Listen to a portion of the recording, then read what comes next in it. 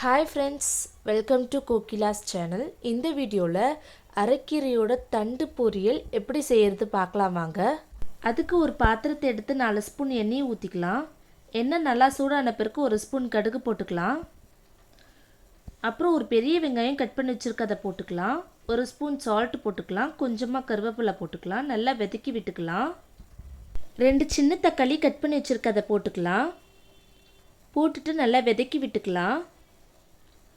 இப்போ ஒரு 3 நிமிஷத்துக்கு வேகட்டும் மூடி போட்டு க்ளோஸ் பண்ணி வச்சுக்கலாம்.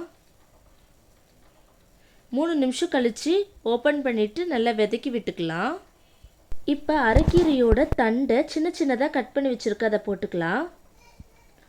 இப்போ நல்லா வதக்கி விட்டுக்கலாம். சிம்ல ஒரு 5 நிமிஷத்துக்கு வேகட்டும் மூடி போட்டு க்ளோஸ் பண்ணி வச்சுக்கலாம். 5 நிமிஷம் கழிச்சு இப்போ ஓபன் பண்ணிட்டு நல்லா வதக்கி விட்டுக்கலாம். இப்போ 1/2 ஸ்பூன் மஞ்சத்தூள் போட்டுக்கலாம். 1 ஸ்பூன் தனியாத்தூள் போட்டுக்கலாம். 1 ஸ்பூன் சில்லி பவுடர் போட்டுக்கலாம். 1 ஸ்பூன் சாம்பார் மிளகாய் தூள் போட்டுக்கலாம்.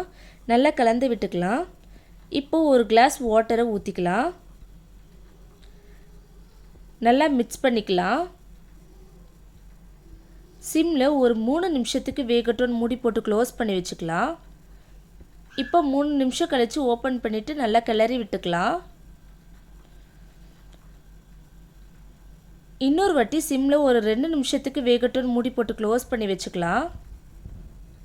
இப்போ ஓபன் பண்ணி கிளறி விட்டுக்கலாம்.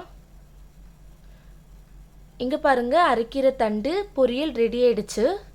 இந்த அரைக்கீரையை மோஸ்ட்டாக நான் நிறைய பேர் பார்த்துருக்கேன். கீரையை மட்டும் யூஸ் பண்ணுவாங்க, ஆனால் தண்டை மட்டும் தூக்கி போட்டுருவாங்க.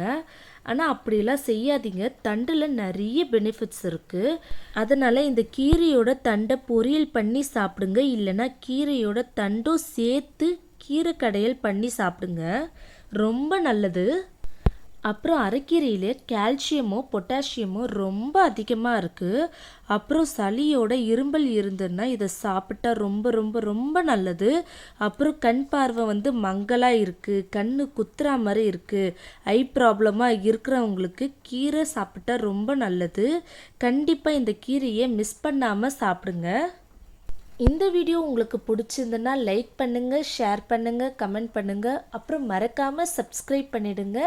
Thank you friends. Bye.